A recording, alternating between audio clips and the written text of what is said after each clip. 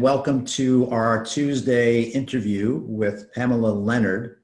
Pamela Leonard is the CEO and founder of Simply Positive LLC. She's a certified integrative nutrition health coach and professional speaker. She has been a featured leading expert on television and in the media.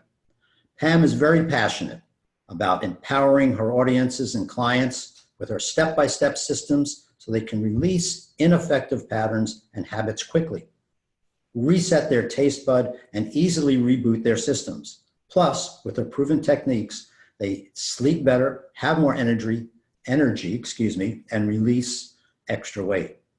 Pam has a lifelong commitment to being the best of the best for her clients. As a result, Pam's background includes being a certified personal fitness trainer, licensed massage therapist, and bodywork specialist and award-winning competitive bodybuilder.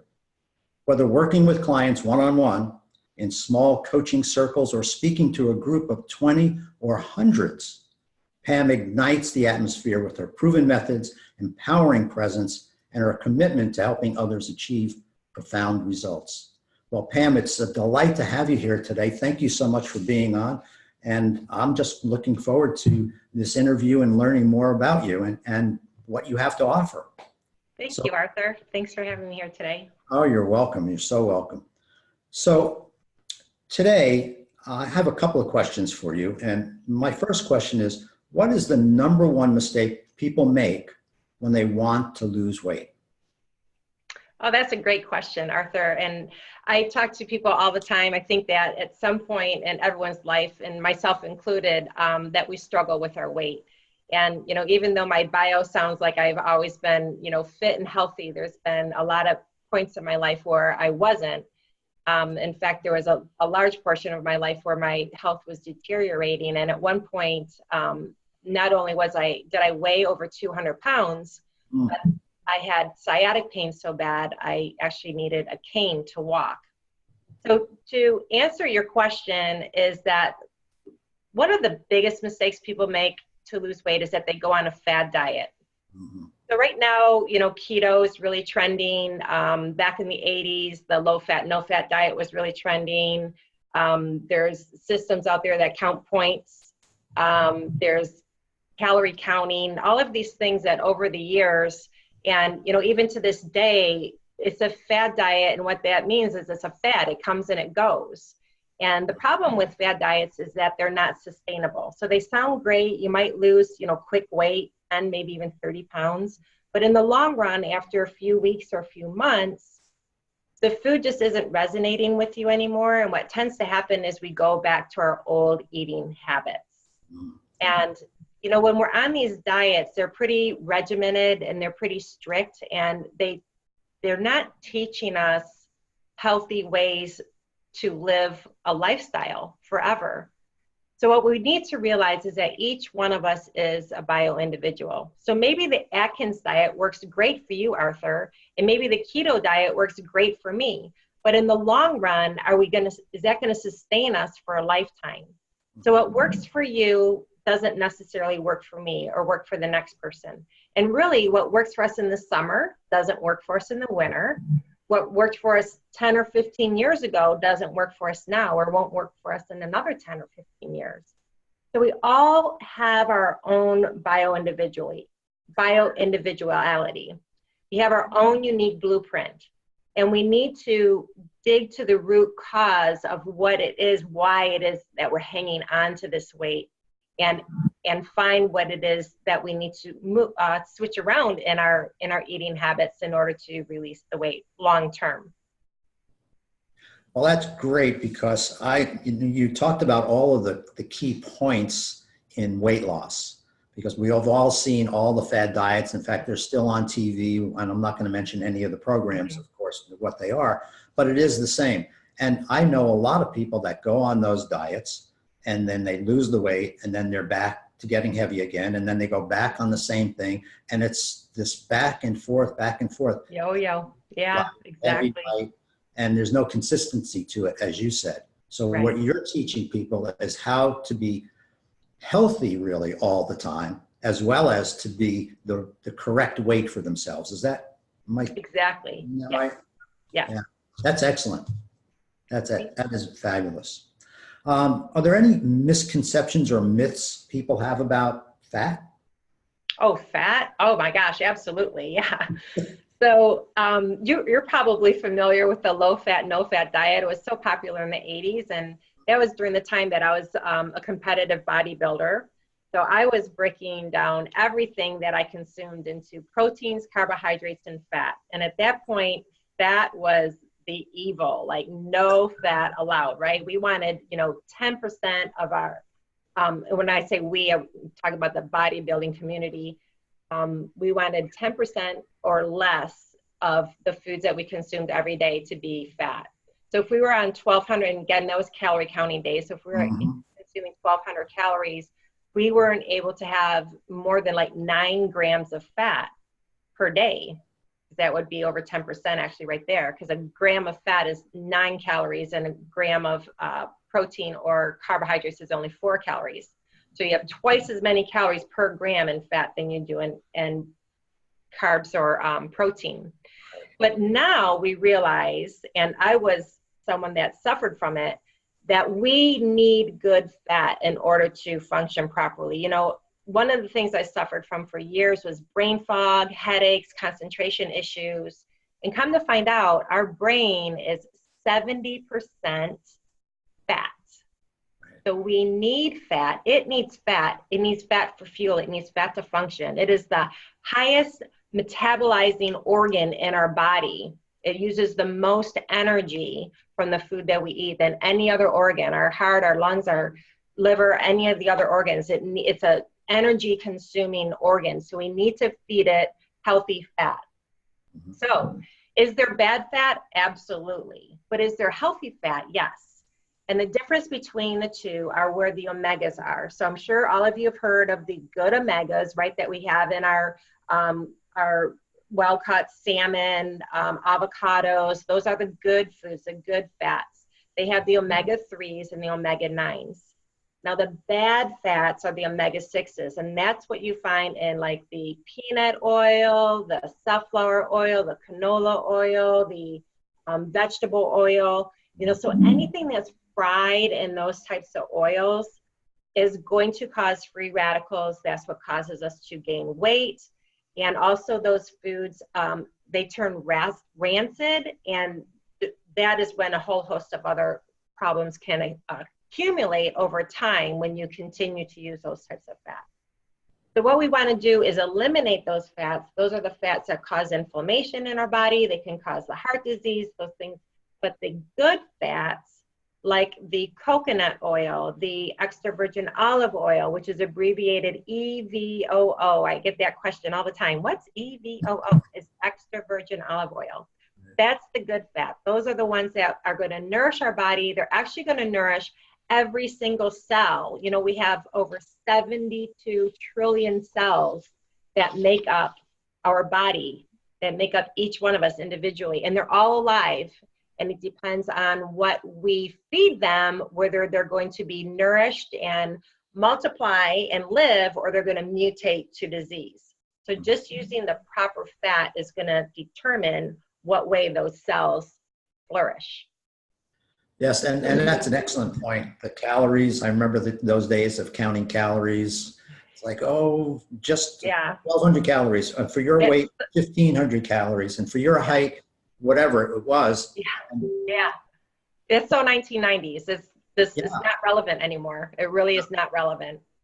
Science, we have to pay attention to really the long-term effects of everything, and what science is really showing us and telling us from good testing, right? From making sure that they get a broad spectrum of people on certain foods so they can understand how they affect us. Isn't that right?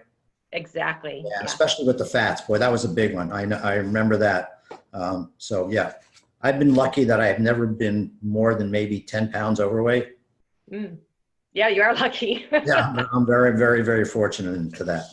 But I know even just a few pounds sometimes, if you're really cognizant of how you look or how you want to look, even a few pounds, sometimes you go, oh, this is terrible. Absolutely. Yeah. Now that I'm at the weight that I am, which was always the weight I struggled to be, that was actually, it's like my competition weight when I was a bodybuilder, which I would be at for like 24, maybe 36 hours, and then my weight would shoot back up.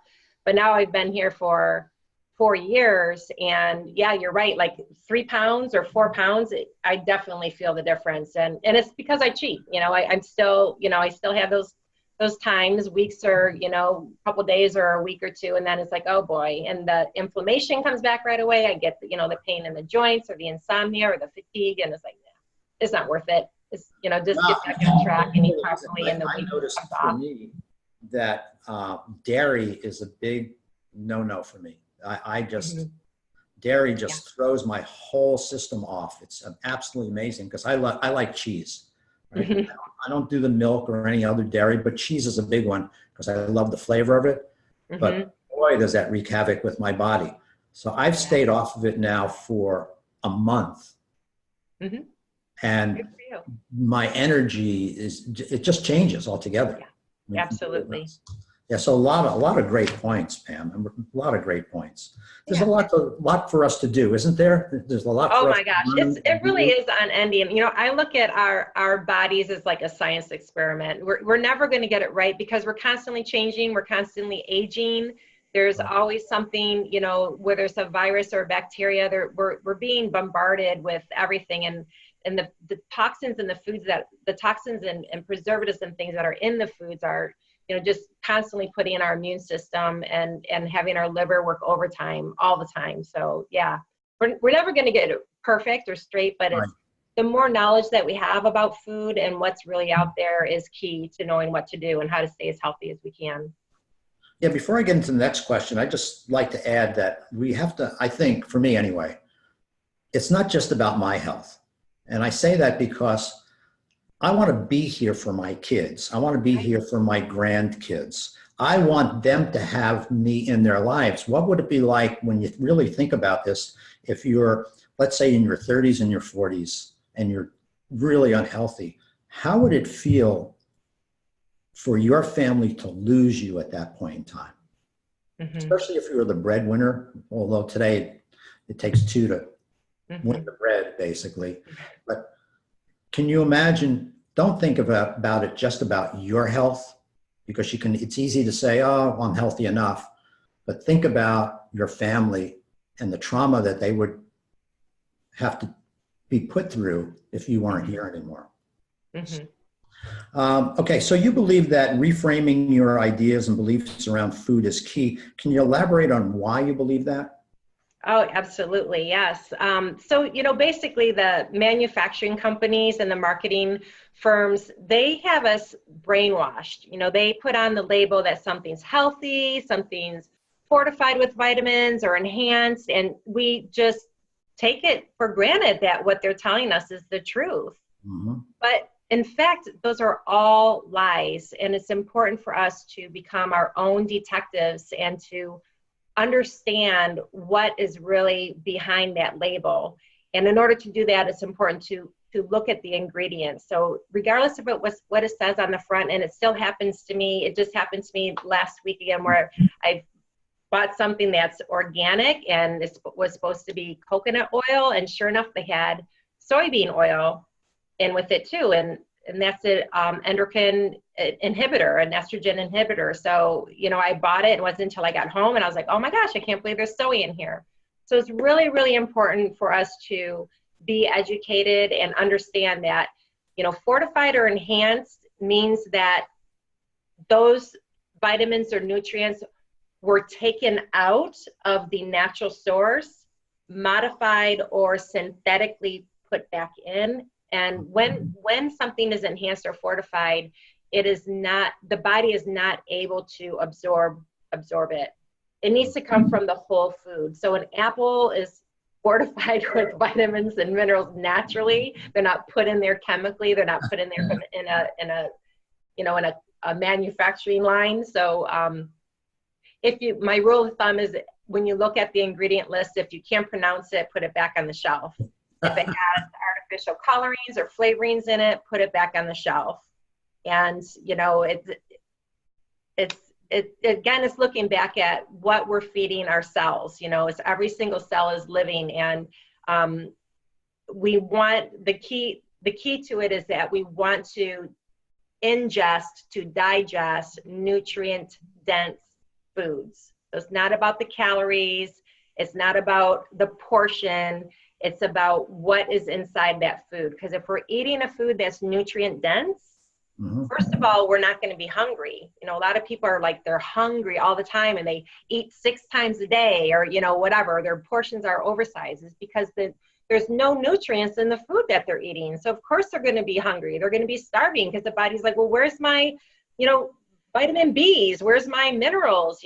So we have to look back at and choose foods that support our life and not death or disease. Yeah, some of the visions I had were, number one, with the apple. I thought about Snow White, right? So the witch injecting the apple with something to kill us. Yeah, right.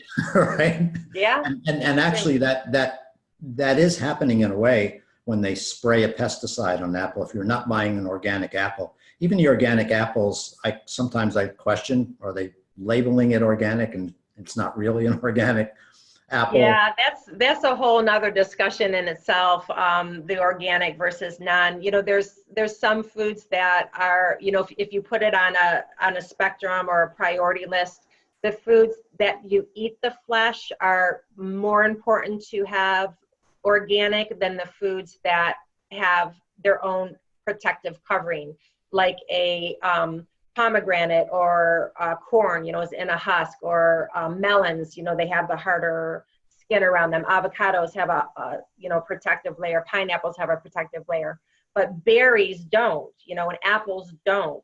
So it is worth it to spend a little bit extra money to buy those organic, whether or not there's not blow off, because like the field next to that farm could possibly not be organic and spraying, and that spray from the wind could come over and still settle on, or the runoff from the rain, the water coming in, or the water that comes through the sprinkler system. Like, who knows, like we're getting your neighbor's Stanton drugs or whatever pharmaceuticals that they're on that flushes down the toilet, and how much of that really gets filtered out. Yeah, I don't know either. It's a whole nother, we can have this show go on for a few hours if you like. Yeah, well, the topics are endless. They really are. One last question for you, if you have some time here. I heard that you have a very special gift for our listeners. Can you please tell them what it is and how they can access it? Oh, sure. Yes, I have my first ebook that I would love to give as a gift for all of you that have taken your time to listen in today. And it's 8 simple ways to eliminate cravings and overeating. It's an ebook. You can download it for free. And if anyone is interested in downloading that, it's my special gift to you. And if you have any other questions, I would be happy to, you can contact me. My information will be there. And it'd be great to talk again. Well, this has been awesome. And this is very enlightening for me, as much studying as I do about our health or my health and to be healthy all the time. And we just really touched on things. So I'm really looking forward to more interviews with you to get a little bit deeper into subject matter, to really learn how to really be healthy. I want to be the Hulk. No, Sounds good. I would like that. That'd be great, Arthur. Well, thank you again so much, Pam Leonard. It's a pleasure having you here. Pleasure talking to you. Pleasure listening to you and sharing your knowledge. I really enjoyed it. Thanks so much. Thank you. Have a good day. Thanks, you too. Bye-bye.